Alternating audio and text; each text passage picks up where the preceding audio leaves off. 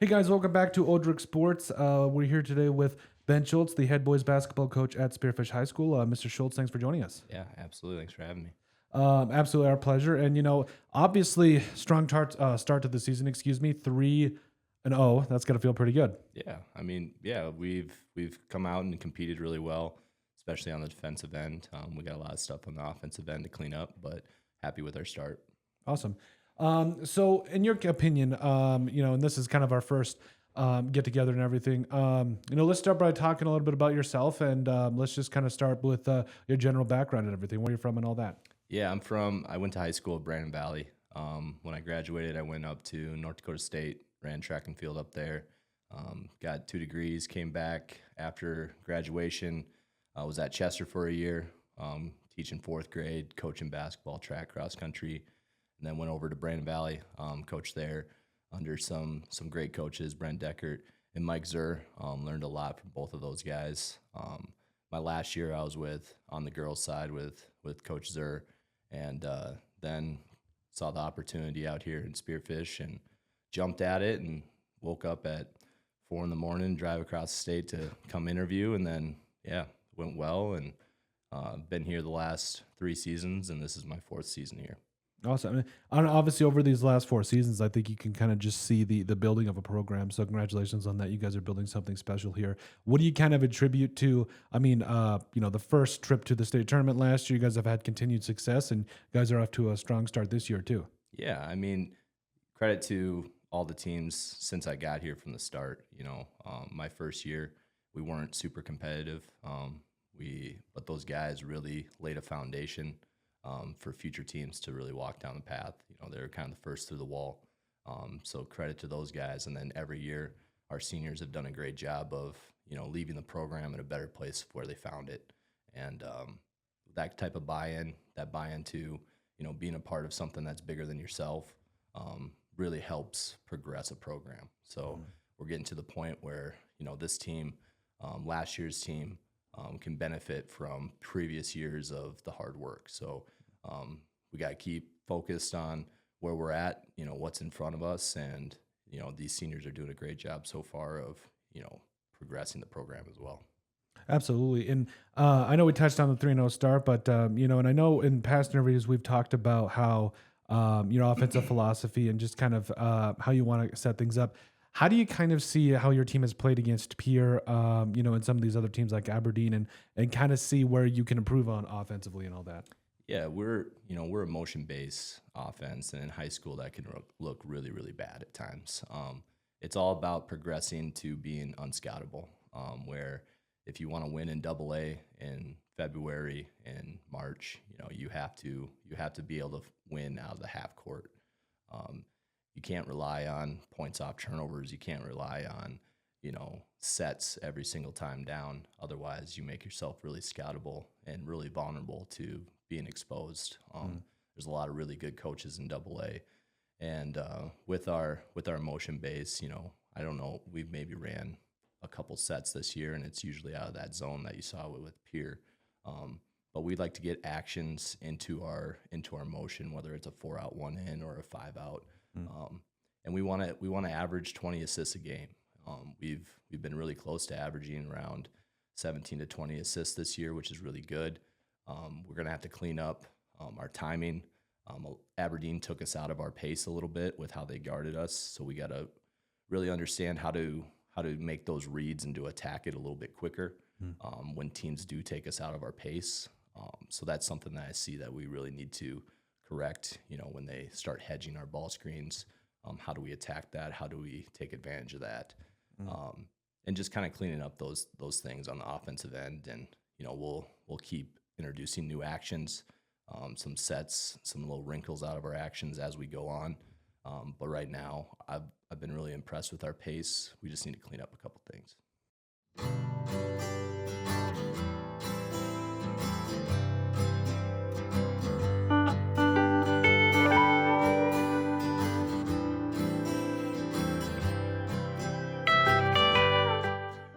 Absolutely.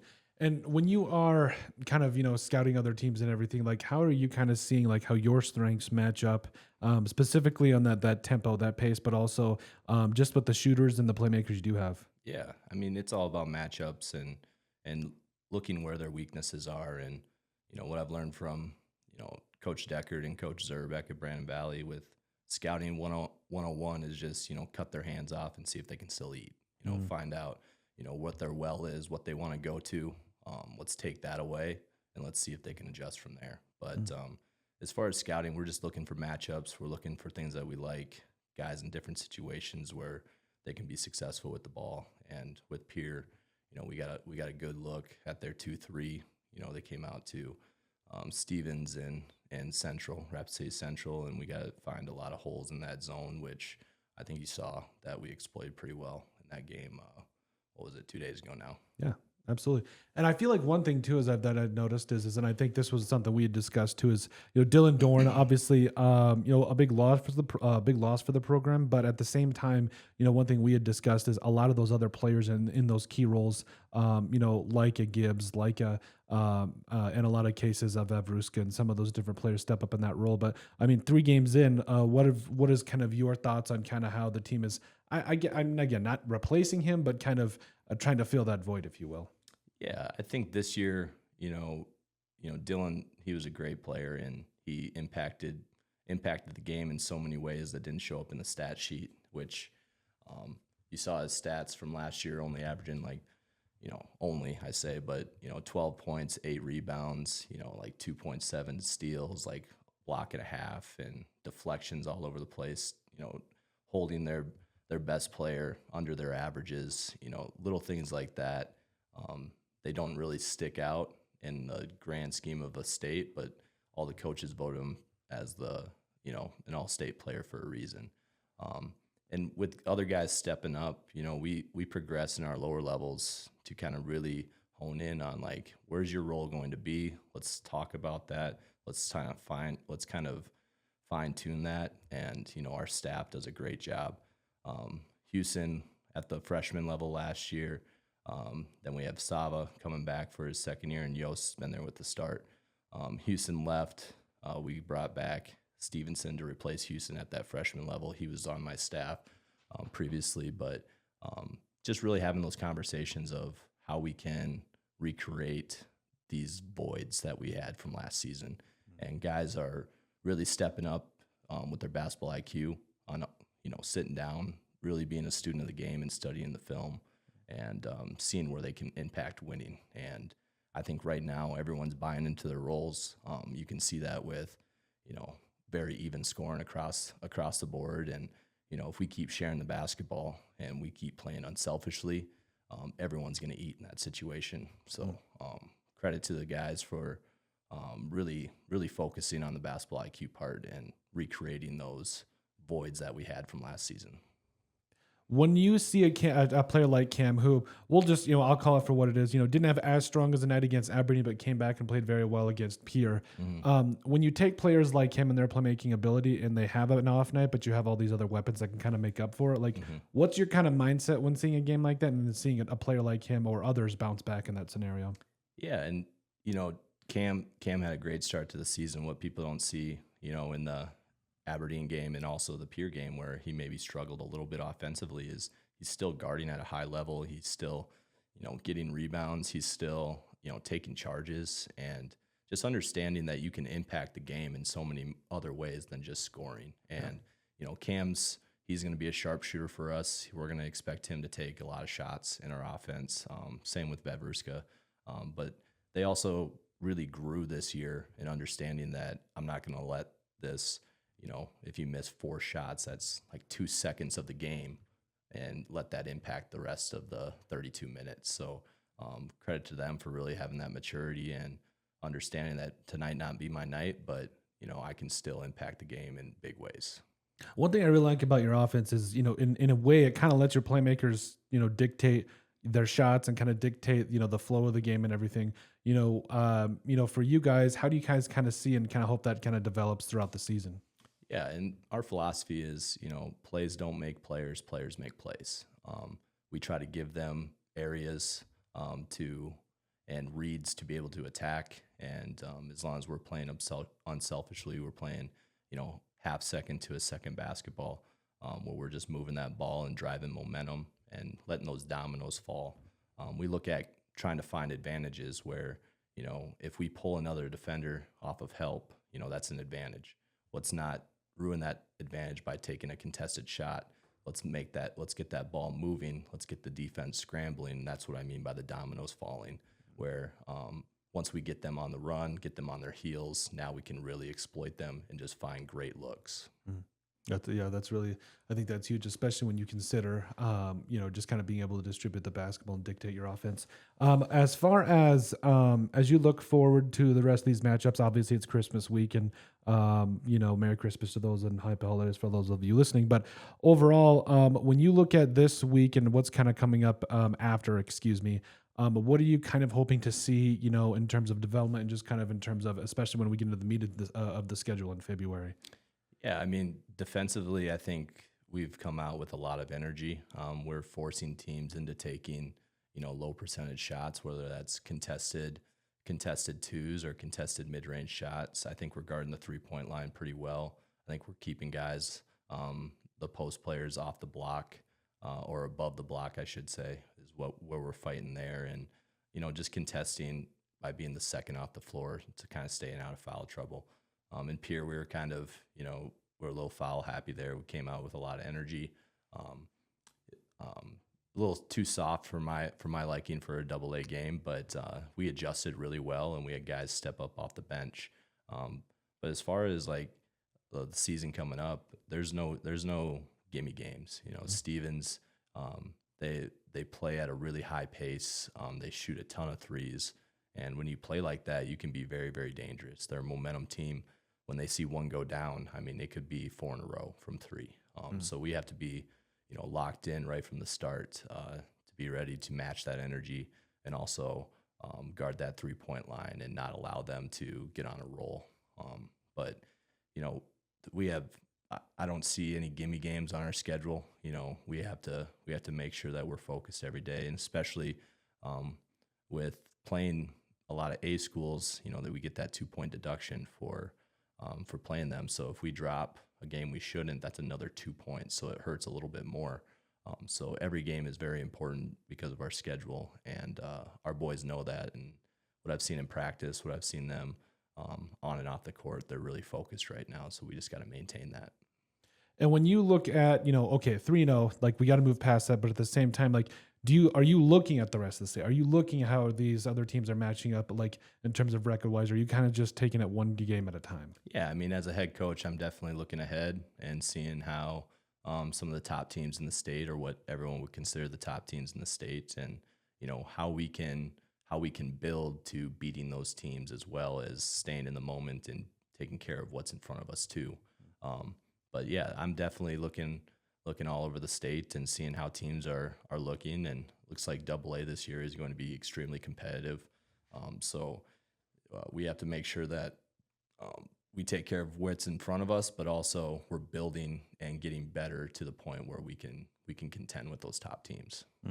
Yeah, that makes sense. And then, one other question I wanted to ask you is, your 4th season now, you've seen the program grow. Like, what's your philosophy on building a program? Is it starting, like, being able to start at the youngest level possible and develop from there, or what's just kind of your philosophy?